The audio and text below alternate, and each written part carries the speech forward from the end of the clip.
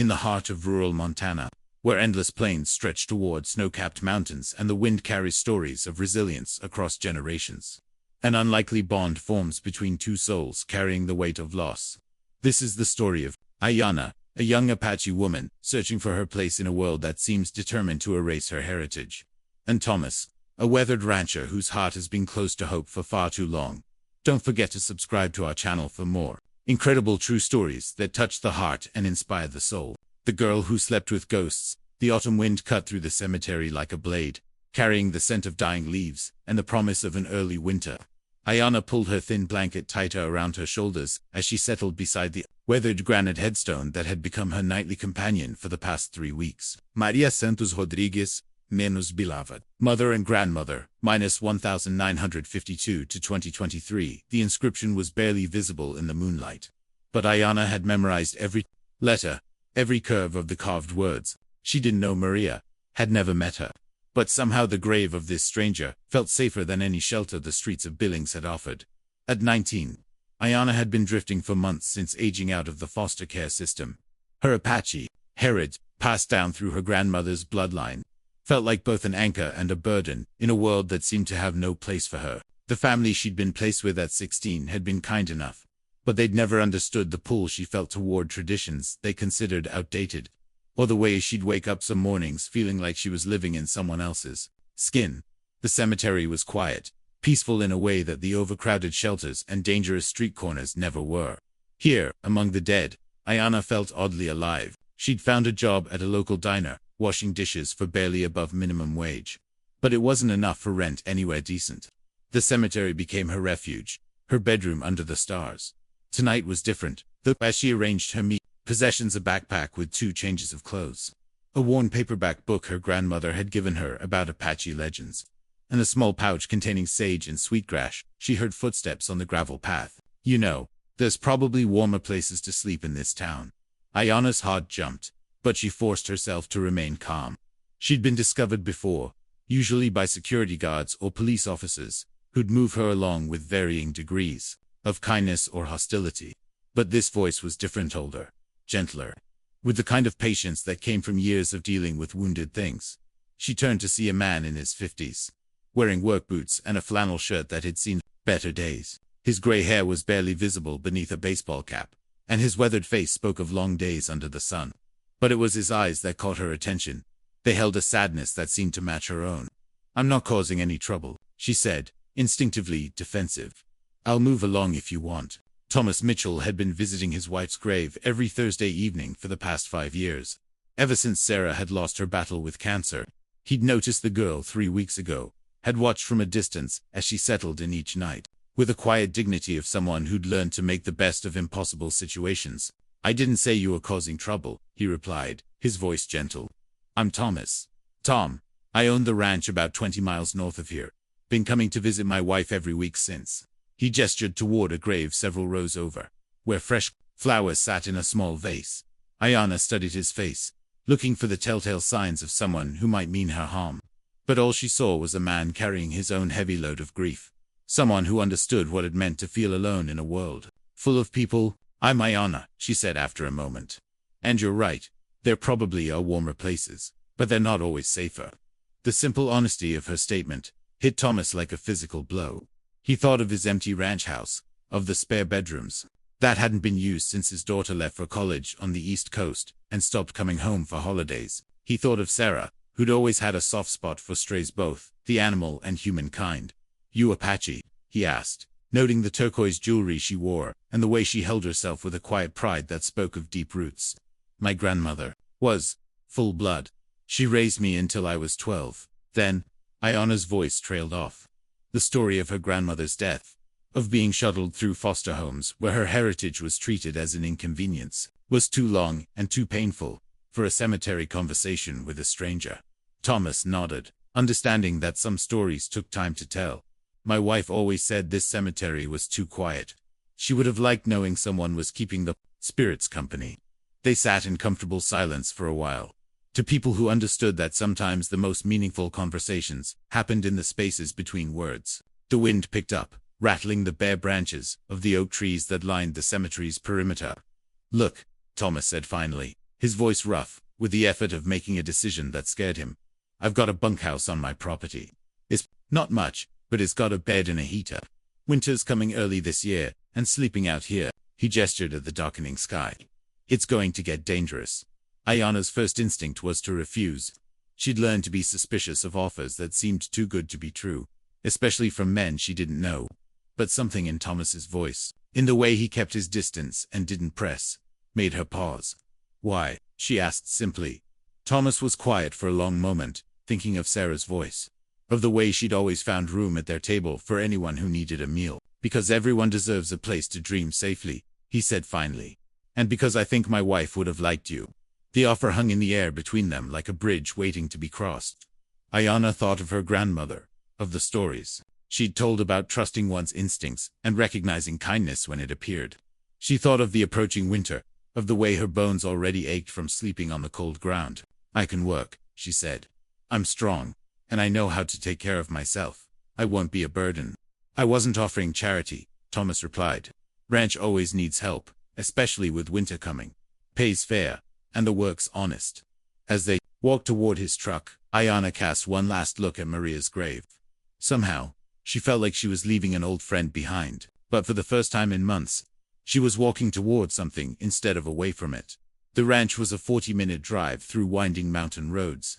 Thomas kept the radio low, playing country music that filled the comfortable silence. Between them, Ayana pressed her face to the window, watching the landscape change from suburban sprawl to open fields dotted with cattle and horses. It's beautiful, she said softly. Sarah always said it was the closest thing to heaven on earth, Thomas replied. She grew up in Chicago, never seen anything like this until I brought her out here after we got married. Took her a while to appreciate the quiet. The ranch house came into view as they crested a hill, a modest two-story structure with a wraparound porch and warm lights glowing in the windows. Behind it, Ayana could see the silhouettes of barns and outbuildings, the skeletal frames of corrals and pastures that stretched into the darkness. The bunkhouse was smaller than she'd expected, but it was clean and warm. Thomas showed her the basics: the small kitchenette, the bathroom with a shower that actually had hot water, the bed with blankets that smelled like lavender and sunshine.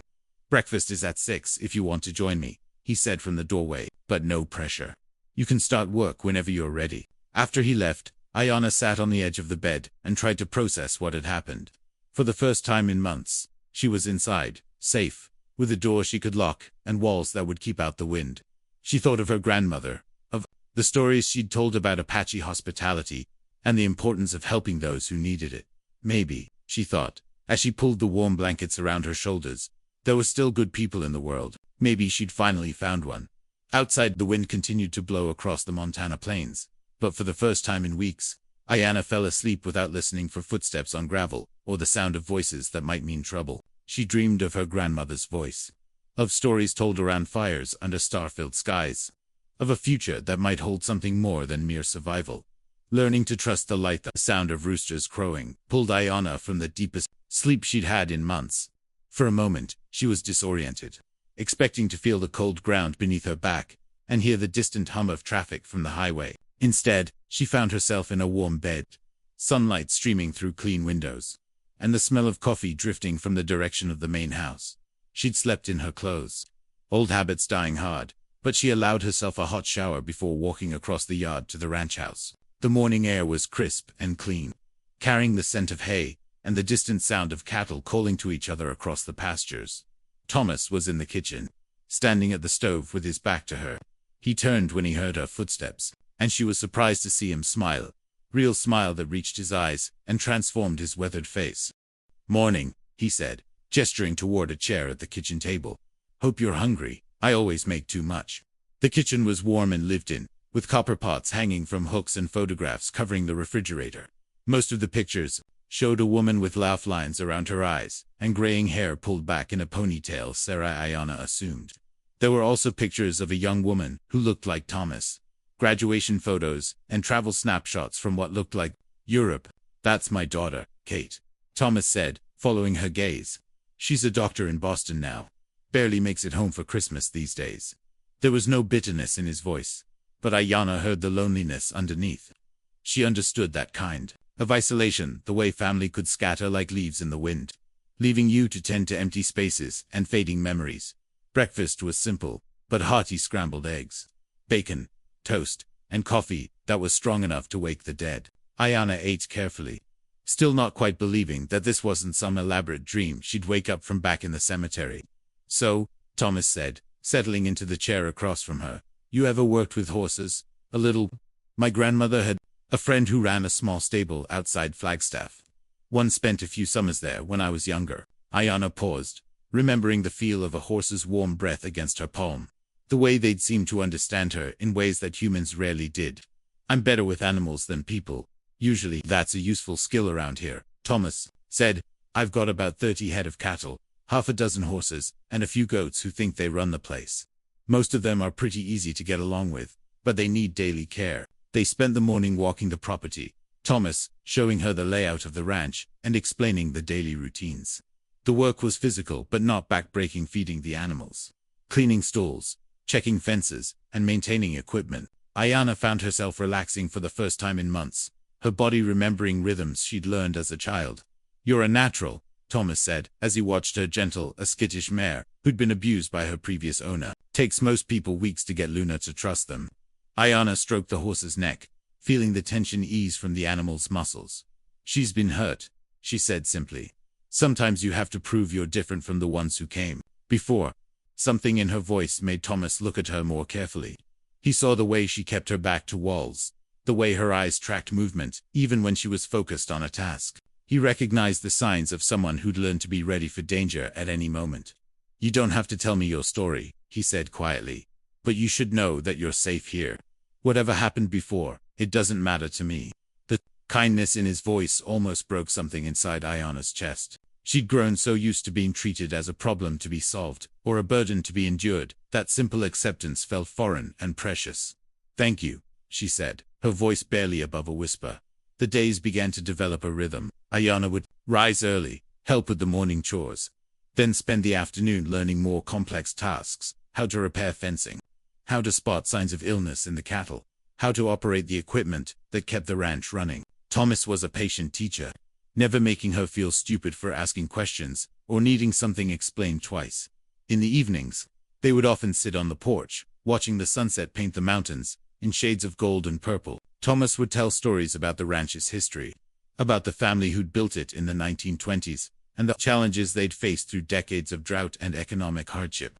Ayana found herself sharing small pieces of her own story: memories of her grandmother, descriptions of the reservation where she'd spent her early childhood, the way she'd felt caught between two worlds for most of her life. "My grandmother used to say that some people are born to be bridges," she said one evening, wrapping her hands around a mug of hot chocolate. "Living between worlds, helping others understand what they couldn't see on their own." "Sounds like a wise woman," Thomas replied. "Sarah used to say something similar. She'd tell me that every person we meet is fighting a battle we know nothing about, and the least we can do is be kind." 3 weeks into her stay at the ranch, Ayana received a phone call that changed everything. She was cleaning stalls when Thomas appeared in the barn doorway, holding his cordless phone, with an expression she couldn't quite read. "It's for you," he said. "Someone named Janet from social services." Ayana's blood ran cold. Janet Rodriguez had been her caseworker for the last 2 years of her time in foster care. A harried woman who meant well, but was overwhelmed by too many cases and too little resources. The only reason she'd be calling was if something had gone wrong. "Ayana, honey, I've been trying to reach you for weeks." Janet's voice was strained with exhaustion and worry. "I need to talk to you about your inheritance." "My what?" "Your grandmother's estate. I know it's been 7 years since she passed, but there were some legal complications with the tribal council and the state. They've finally been resolved, and there's property that belongs to you. Land and a small house on the reservation." Ayana felt the world tilt sideways. Her grandmother had owned land, a house. She'd spent 7 years in foster care, believing she had nothing left of her family, no connection to the heritage her grandmother had fought to preserve. "I don't understand," she said, her voice shaking. "Why didn't anyone tell me?" "The paperwork got lost in the system," Janet said, her voice heavy with the weight of bureaucratic failures. "When your grandmother died, there was confusion about your legal status, and the documents were filed incorrectly." "I'm sorry, Ayana. We failed you." The apology felt both too little and too much. Ayana hung up the phone and found herself sitting on a hay bale, staring at the dust motes dancing in the afternoon sunlight. She had land, a house, a place that belonged to her by blood and birthright. Thomas found her there an hour later, still clutching the phone and trying to process what she'd learned. Good news or bad news? He asked, settling beside her on the hay bale. I don't know, she admitted. Good, I think. But also, complicated.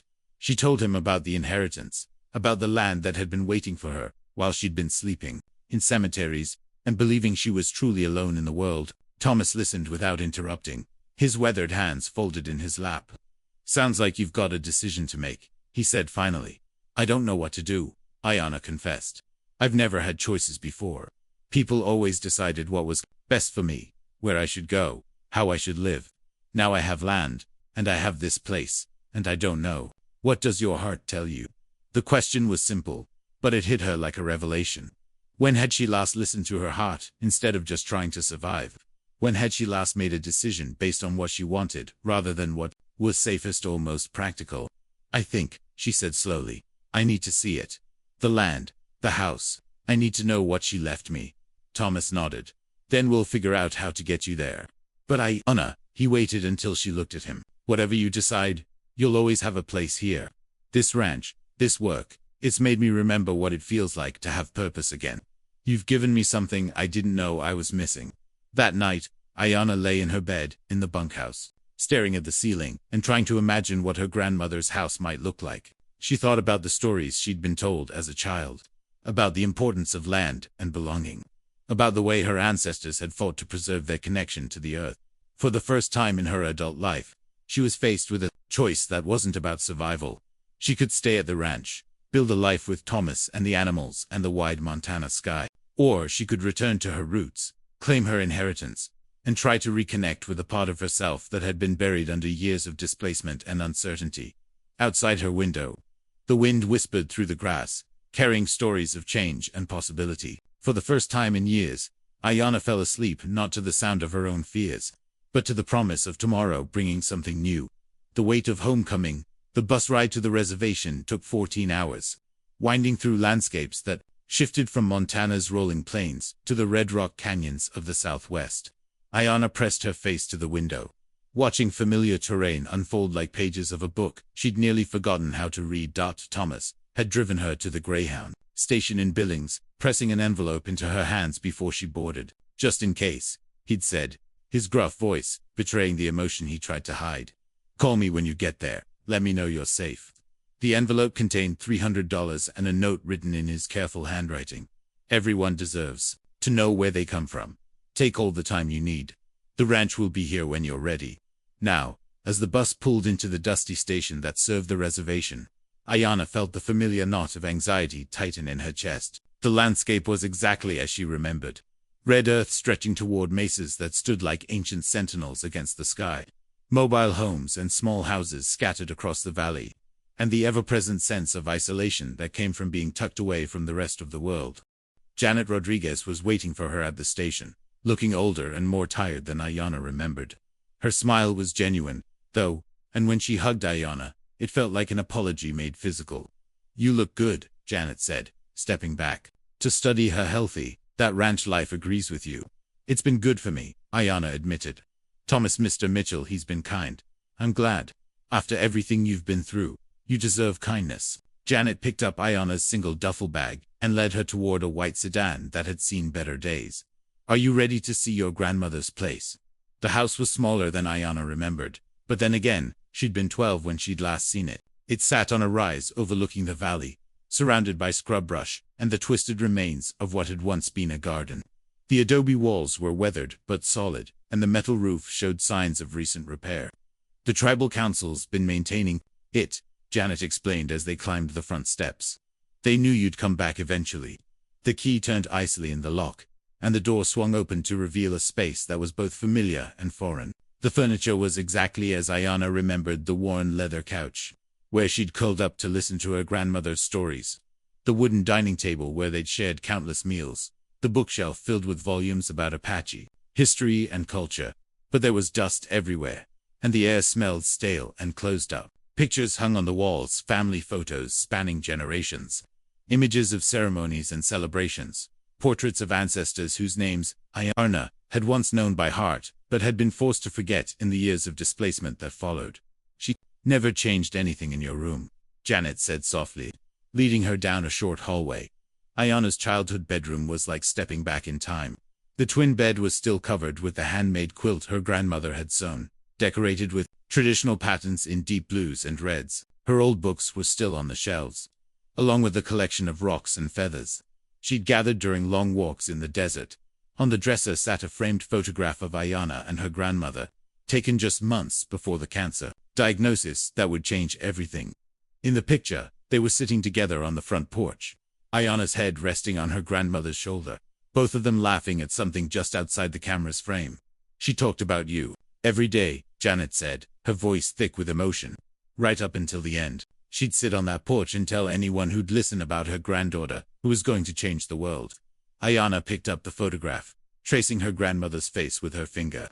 The years between then and now felt like a canyon she'd had to cross alone, carrying the weight of loss and displacement with every step. I don't know if I belong here anymore, she admitted. I feel like I'm caught between two worlds, not fully part of either one. That's exactly where you need to be, said a voice from the doorway. Ayana turned to see an elderly man with silver hair braided down his back and eyes that held the kind of wisdom that came from decades of watching the world change. He was wearing jeans and a button-down shirt, but around his neck hung a turquoise necklace that spoke of older traditions. This is Robert Crowfeather, Janet said. He was your grandmother's closest friend and serves on the tribal council. He's been looking after the property. Robert stepped into the room, his movements careful but sure. Your grandmother used to say that the people who feel caught between worlds are the ones who understand both worlds best. She believed you were meant to be a bridge. I don't know how to be a bridge, Ayana said, setting down the photograph. I don't even know how to be Apache anymore. I've been away too long. Being Apache isn't something you can lose, Robert said gently. It's in your blood, your bones, your dreams. The question is whether you're ready to remember who you were meant to be.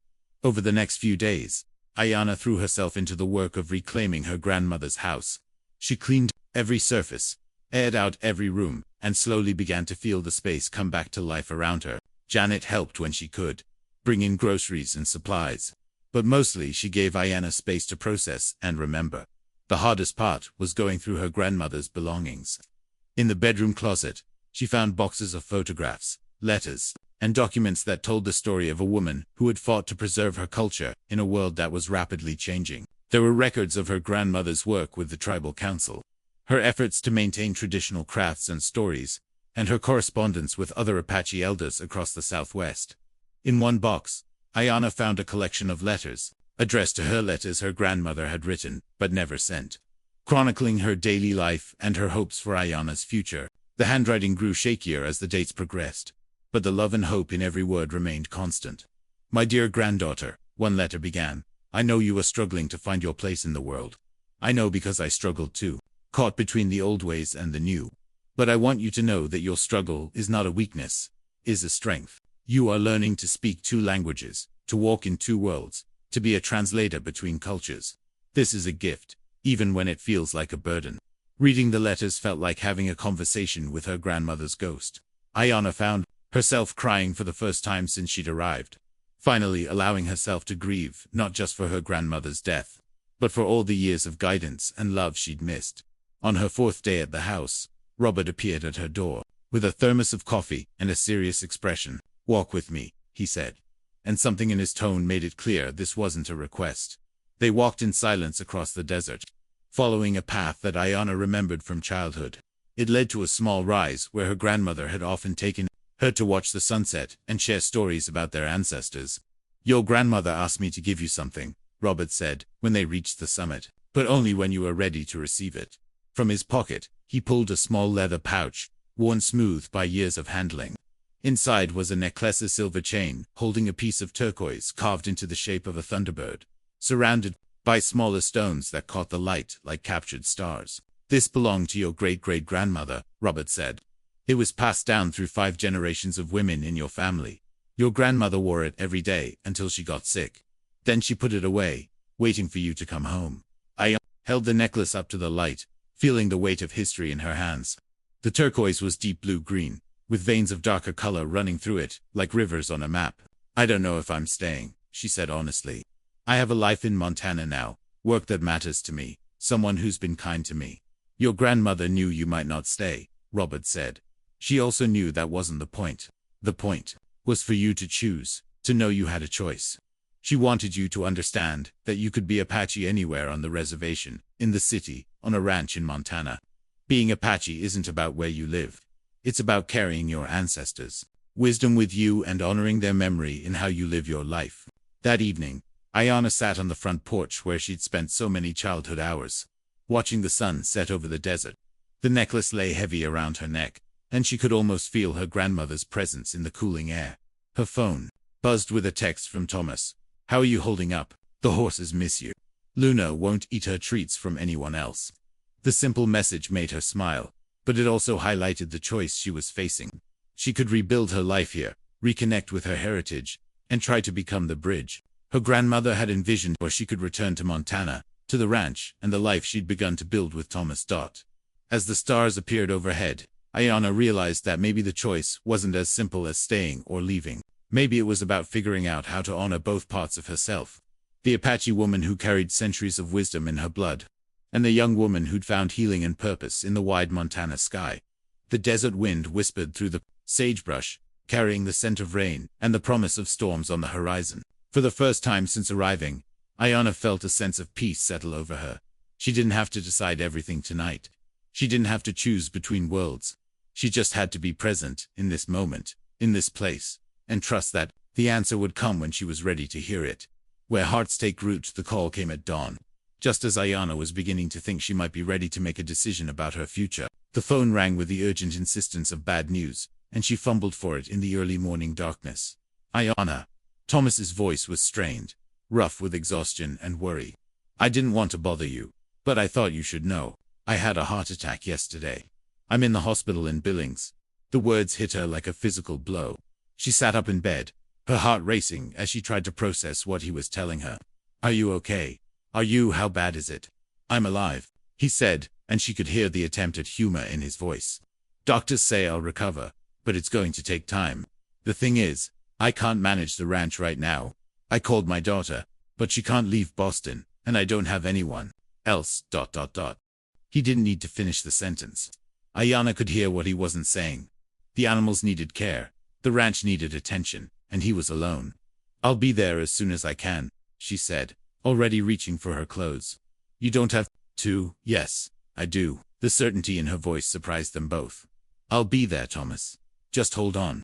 The bus ride back to Montana felt endless. Ayanna spent the hours staring out the window, watching the landscape change from red desert to green plains, thinking about the ways that love could sneak up on you when you weren't looking. She'd come to care for Thomas in ways that went beyond gratitude or obligation. He'd become family, the father figure she'd never had, the friend who'd seen her potential when she couldn't see it herself. Janet had driven her to the bus station, pressing another envelope into her hands as she boarded. Your grandmother's house will be here when you're ready, she'd said. But sometimes the place we're meant to be isn't the place we expected. Robert had come to see her off as well, his weathered face serious but understanding. Take this with you, he'd said, handing her a small bundle wrapped in soft cloth. Sage for cleansing, sweetgrass for prayers. Your grandmother always said the spirits travel with us when we carry them in our hearts. Now, as the bus pulled into Billings, Ayanna felt the weight of both worlds. She carried the Apache traditions that grounded her to her ancestors, and the Montana life that had taught her to dream of a future. The hospital was a maze of sterile corridors and antiseptic smells. Ayanna found Thomas in the cardiac unit, looking smaller than she remembered in the hospital bed. His face was gray with exhaustion, but his eyes lit up when he saw her. You came, he said, his voice thick with emotion. Of course, I came. She pulled a chair up to his bedside, noting the monitors and tubes that spoke of how close she'd come to losing him. How are you feeling? Like I got kicked by a horse, he admitted. But better now that you're here. I was so worried about the animals, about the ranch. Don't worry about that. I'll take care of everything. Thomas studied her face, seeing something there that hadn't been present when she'd left. You look different, stronger, somehow. I learned some things about myself, she said. About where I come from, about what I'm capable of. She told him about the house, about her grandmother's letters, about the necklace that now rested against her collarbone. Thomas listened without interrupting, his weathered hands folded over the hospital blanket. "So you have a choice to make," he said when she finished. "I thought I did," Ayana said. "But sitting here, seeing you like this, I realized the choice was made a long time ago. I just wasn't ready to see it."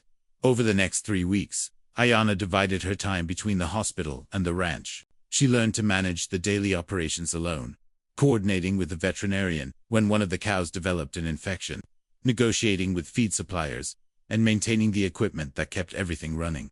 The work was harder, without Thomas's guidance, but she found herself rising to meet each challenge. The knowledge she'd gained over the months on the ranch, combined with the confidence she'd rediscovered during her time at the reservation, made her capable in ways she'd never imagined.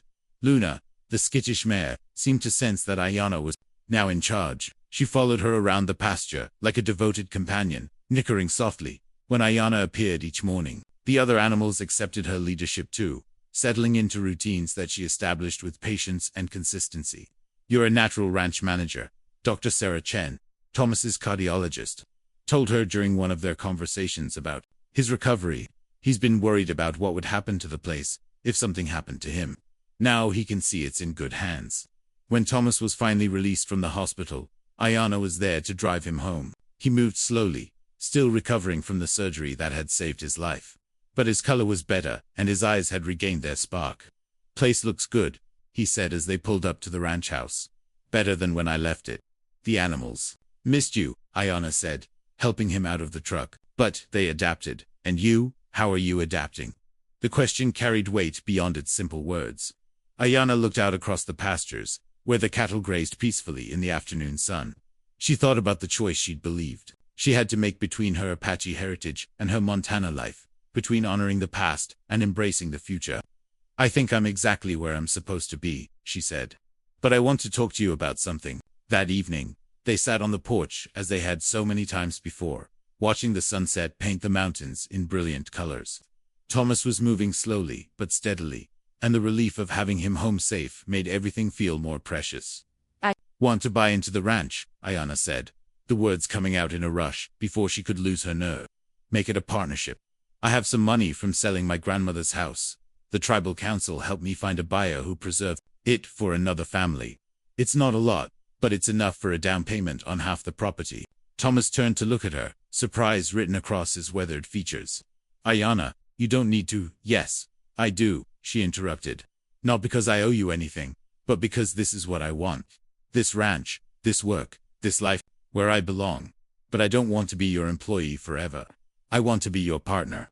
She pulled out a manila folder she'd been carrying, filled with documents she'd spent weeks preparing. "I'd been working with a lawyer in town. We could restructure as an LLC, split ownership 50. I'd handle the day-to-day operations. You'd provide the experience and guidance." And she paused, her voice growing softer. "I want to expand what we do here."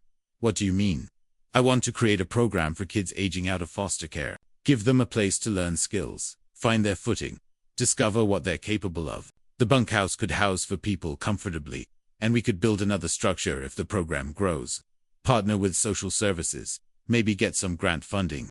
Thomas was quiet for a long time, studying the papers she'd handed him. When he finally looked up, his eyes were bright with unshed tears.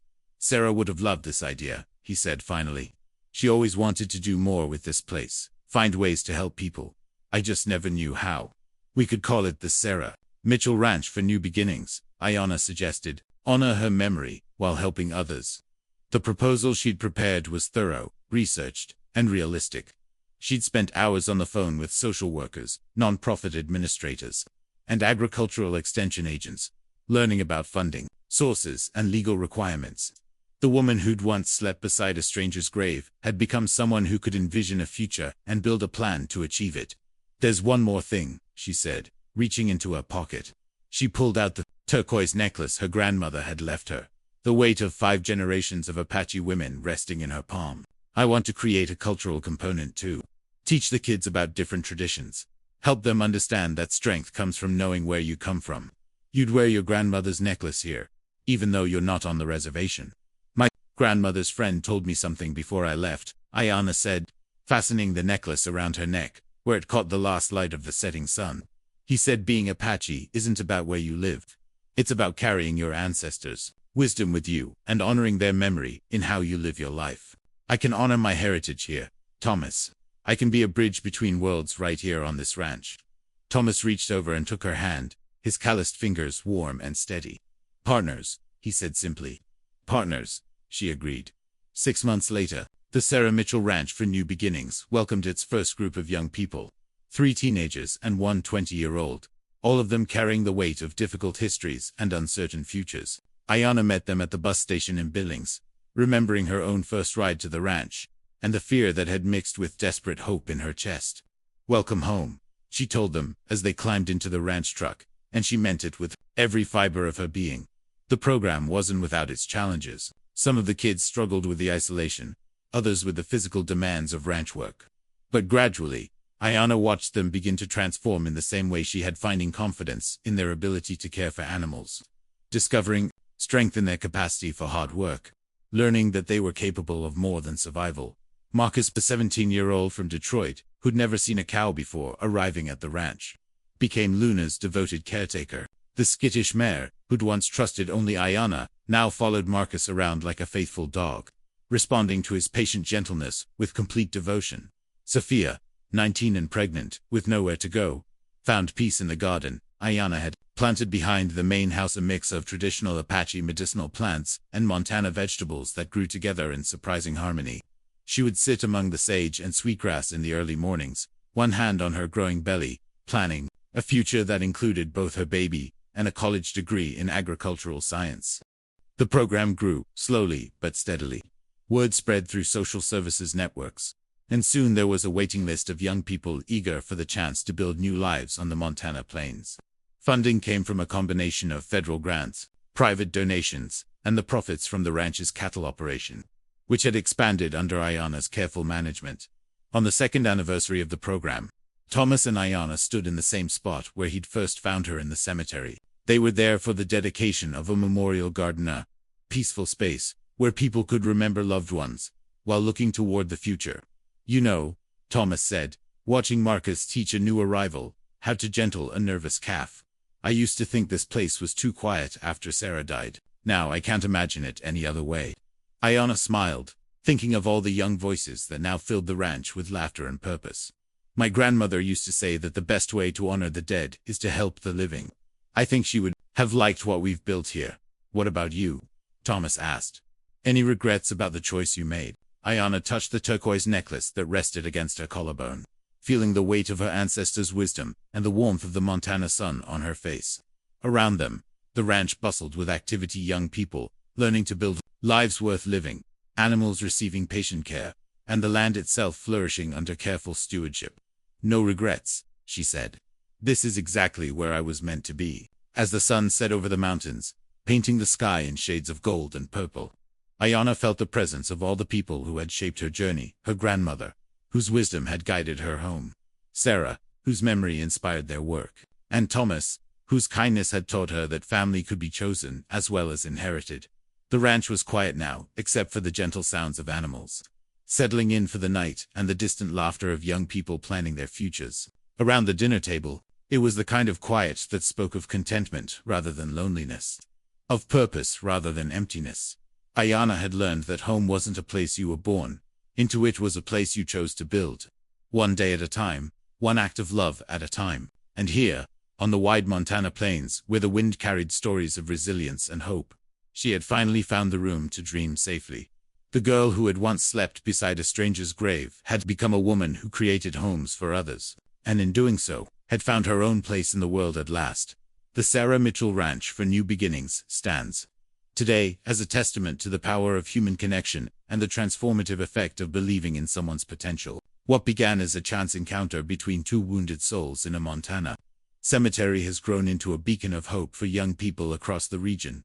Ayanna Mitchell Crow Feather. She legally added her grandmother's name after the partnership was established, now serves as the ranch's executive director, overseeing programs that have helped over 200 young people transition successfully into independent adulthood. The ranch's success rate far exceeds national averages, with 89% of participants completing high school or GED programs, and 67% pursuing higher education or skilled trades. The cultural component that Ayana envisioned has become one of the program's most valued features. Young people from all backgrounds learn about Apache traditions alongside practical life skills, discovering that strength comes from understanding and respecting diverse perspectives. The program has been recognized by the National Foster Care Association as a model for culturally responsive care. Thomas remains active in the ranch's operations at age 68. Though he stepped back from the day-to-day management, he often says that his heart attack was a blessing in disguise. It brought Ayana back when he needed her most, and taught him that legacy isn't about what you leave behind, but about what you help others build. The memorial garden where this story began has become a place of pilgrimage for many of the young people who've found healing at the ranch. They come to remember those they've lost while celebrating the futures they're building. And sometimes, late at night, when the Montana wind whispers through the mountains, visitors say they can feel the presence of Sarah Mitchell and Ayana's grandmother, watching over the lives being transformed in their honor. If stories like this one inspire you to believe in the power of human connection and second chances, don't forget to subscribe to our channel and hit the notification bell. Share this story with someone who needs to hear it today, because everyone deserves to know that it's never too late to find where you belong.